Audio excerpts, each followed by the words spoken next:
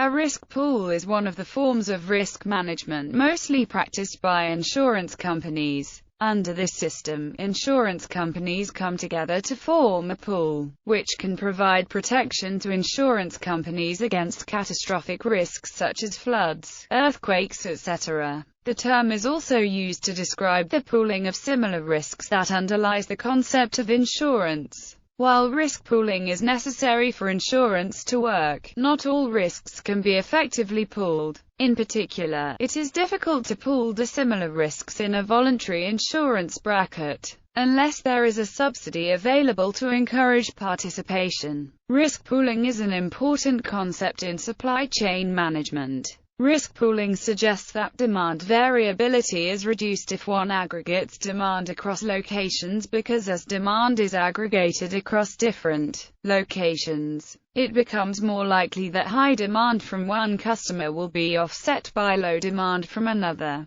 This reduction in variability allows a decrease in safety stock and therefore reduces average inventory. For example, in the centralized distribution system, the warehouse serves all customers, which leads to a reduction in variability measured by either the standard deviation or the coefficient of variation. The three critical points to risk pooling are: centralized inventory saves safety stock, and average inventory in the system. When demands from markets are negatively correlated, the higher the coefficient of variation, the greater the benefit obtained from centralized systems, that is, the greater the benefit from risk pooling. The benefits from risk pooling depend directly on the relative market behavior. This is explained as follows. If we compare two markets and when demand from both markets are more or less than the average demand, we say that the demands from the market are positively correlated. Thus, the benefits derived from risk pooling decreases as the correlation between demands from the two markets becomes more positive. In government, intergovernmental risk pools operate under the same general principle, except that they are made up of public entities, such as government agencies,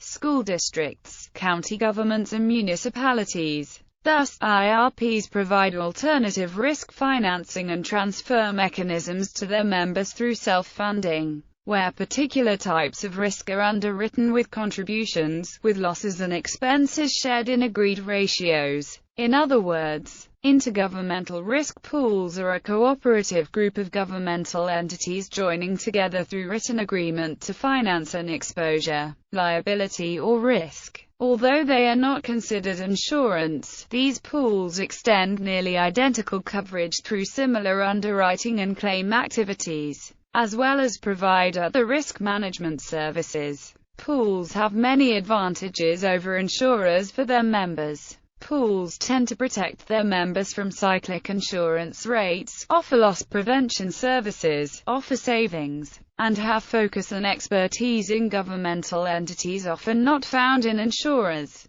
Intergovernmental risk pools may include, but are not limited to, authorities, joint power authorities, associations, agencies, trusts, risk management funds, and other risk pools.